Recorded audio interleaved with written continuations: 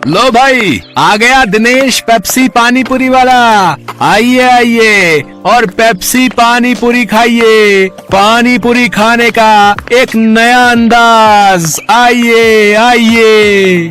दिनेश जैसे ही बाजार में अपना ठेला लाते हुए आवाज लगा रहा होता है तो पहले से ही वहाँ खड़े पानी पूरी वाले उसका मजाक उड़ाते हैं। पेप्सी पानी पूरी अब पानी पूरी में पेप्सी डालकर बेचेगा क्या ये आदमी है? अरे लोग तो ऐसी पानी पूरी चखते ही उल्टियाँ करने लगेंगे भैया। सही कह रहा है भोला तू। देखना तू 10 दिन भी नहीं टिकेगा यहाँ पे। सभी पानी पूरी वाले उसका मजाक उड़ा रहे थे, लेकिन ग्राहक उसकी तरफ हैरानी से देख रहे थे। अरे देख तो नेहा, कोई नया पानी पूरी वाला आया है। चल तो सही, इसकी पेप्सी वाली पानी पूरी चख कर आए, आखिर ये होती कैसी है। हाँ हाँ चल।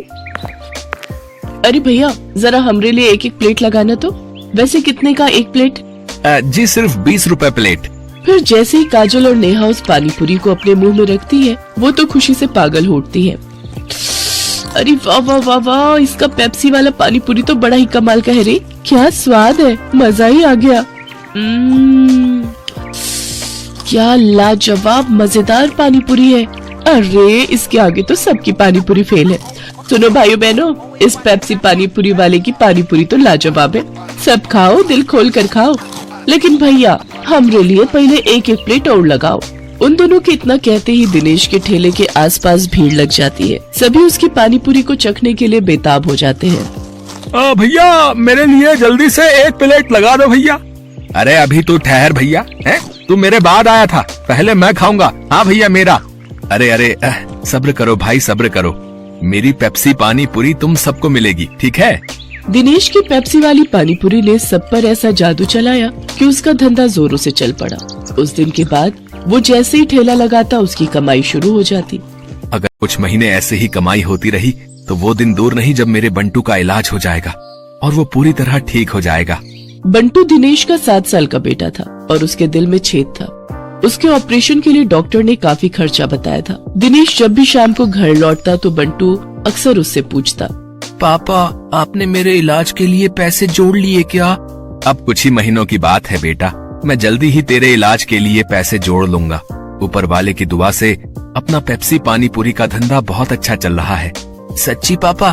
फिर तो मैं भी आपके साथ खेल सकूंगा, दौड़ूंगा, भागूंगा और आप देखना फिर तो रेस में मैं ही फर्स्ट आऊंगा। दिनेश की बीवी संध्या जब भी अपने बेटे को ये कहते सुनती तो वो कहती, तू बिल्कुल भी परेशान मत हो बंटू, मैं रोज मंदिर जाकर तेरे ठीक होने के लिए भगवान से प्रार्थना करती हूँ। तू देखना भगवान तुझे बहुत जल्द ठीक कर देंगे।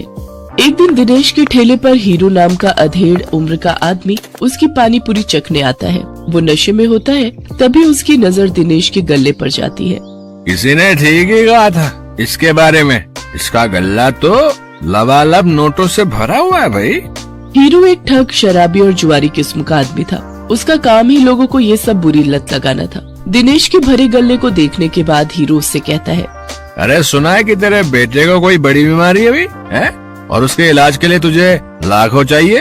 हाँ भाई सही सुना है, मुझे मेरे बेटे के इलाज के लिए कई सारे पैसों की जरूरत है। तो तुझे क्या लगता है इस ठेले से तू लाखों रुपए कम समय में कमा पाएगा? इसके लिए तो तुझे कई साल लग जाएंगे। हाँ लेकिन इसके अलावा मैं और कर भी क्या सकता हूँ भाई? देख इसमें मैं तेरी मदद कर सकता हूँ। अगर तुझे हफ्ते भर में ही 5 लाख रुपए कमाने हो तो मुझे आकर मिल लेना।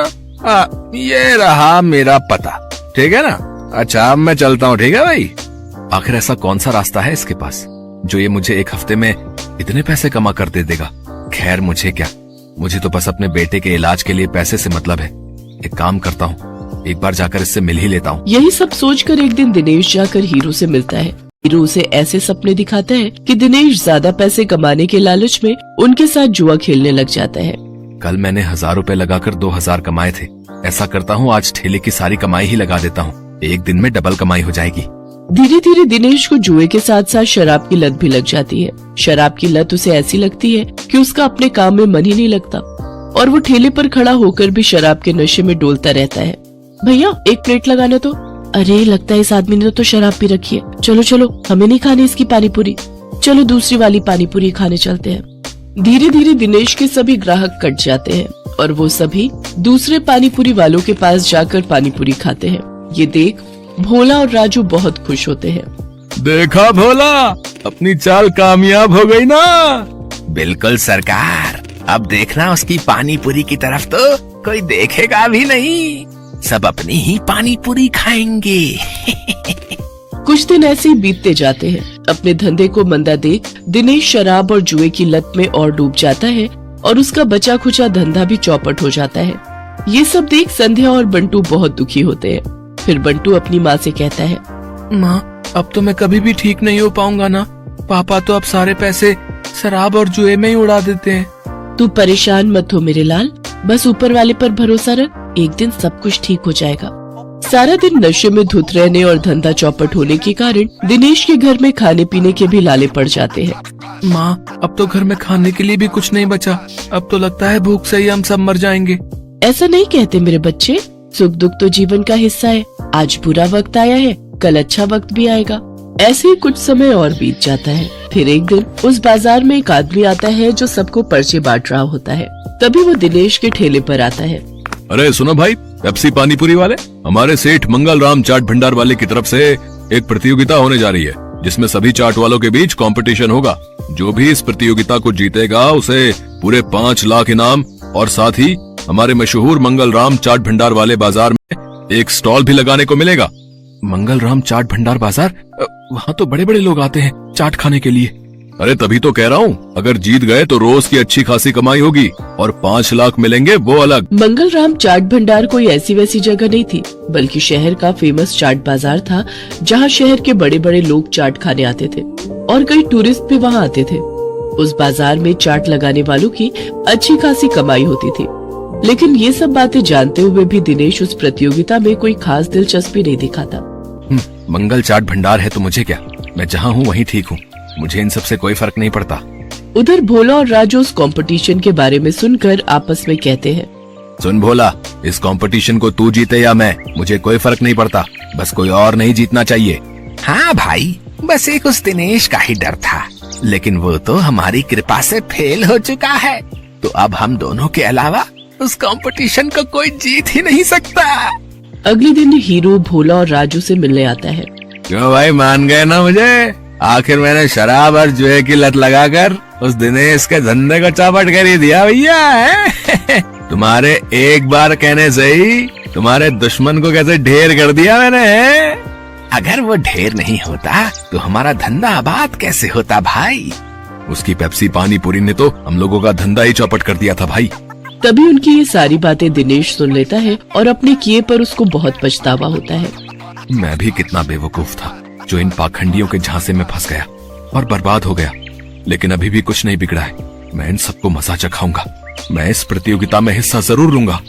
यही बात मन में ठाने दिनेश उस चाट प्रतियोगिता में हिस्सा लेता है और अपनी पेप्सी वाली पानीपुरी की रेसिपी से इस कॉन्टेस्ट को जीत लेता है, जिससे उसे 5 लाख का इनाम मिल जाता है। साथ ही मंगल चाट भंडार में स्टॉल लगाने के लिए जगह भी। इनाम से मिले पैसों से वो अपने बेटे का इलाज करवाता है। बंटू पूरी तरह से ठीक हो जाता है और वो भी दूसरे बच्चों की तरह खेल कूद करने लगता है। दिनेश की पेप्सी पानीपुरी अब मंगत राम चाट भंडार की जान बन गई थी। उस बाजार में जो भी ग्राहक आता वो उसकी पानीपुरी चखे बिना वापस नहीं जाता। उसकी तरक्की देख राजू, भोला और हीरो को अपनी करनी पर बड़ा पछतावा होता है।